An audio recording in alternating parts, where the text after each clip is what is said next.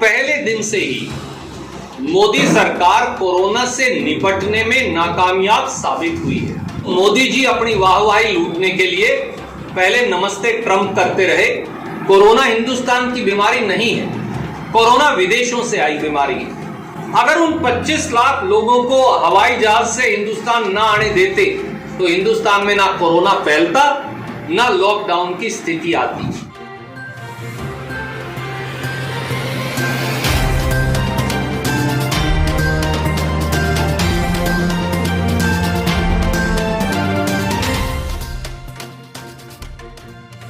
World health organisation ने भी कहा है कि कोई भी वैक्सीन ढूंढने में 1.5 से 2 साल लगते हैं, परंतु मोदी सरकार ने घोषणा कर दी कि 15 अगस्त को आ जाएगा।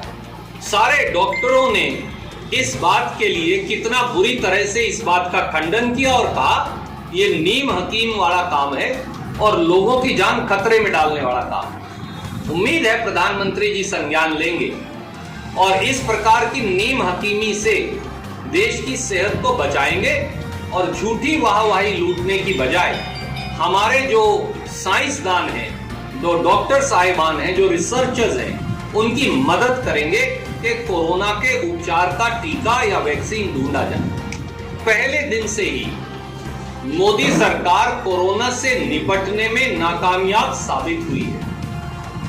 आप याद करिए 11 फरवरी 2020 को कोरोना को लेकर श्री राहुल गांधी जी ने पहली बार आगाह किया था।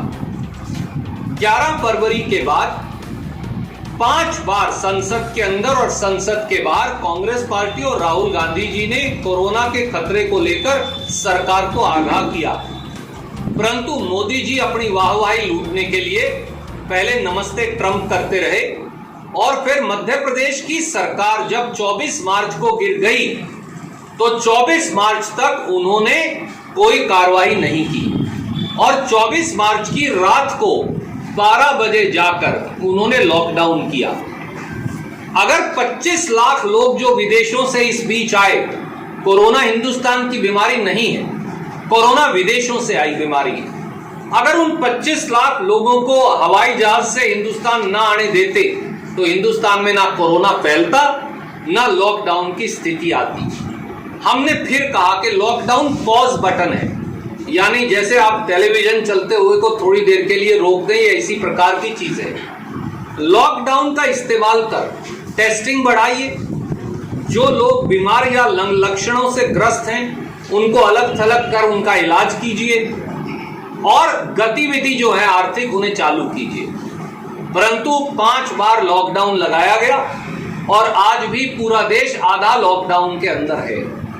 सरकार ने ना नए अस्पताल में बेड्स पैदा किए, ना वेंटिलेटर्स की खरीद की, ना इसके लिए पूरी दवाइयों का इंतजाम किया, ना बीमा कंपनियों को लोगों का इलाज करने और पैसा देने के लिए कहा, ना सरकारी और निजी क्षेत्र की भागीदारी सुनिश्चित की। और आज लोगों को अपने हाल पर छोड़ना देश को आत्मनिर्भर बनाने की परिभाषा बन गया।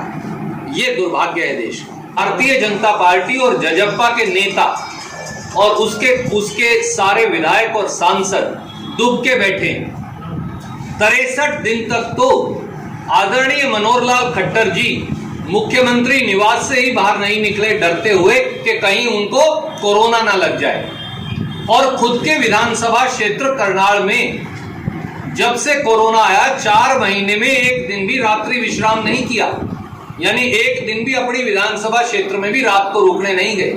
2-2 घंटे के लिए 2 बार गए आज तक केवल। ये उनका तरीका है सेवा का।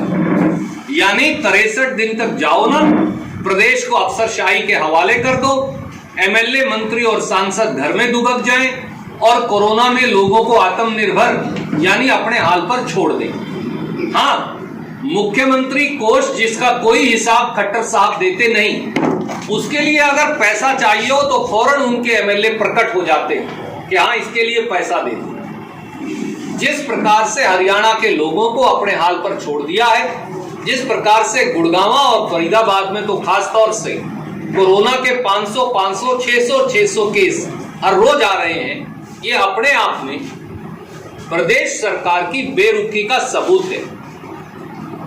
क्या मुख्यमंत्री अपने जिले में, अपने विधानसभा क्षेत्र में ये सब कार्य नहीं कर सकते थे जो कांग्रेस के साथियों ने विपक्ष में रहते हुए भी कर दिए?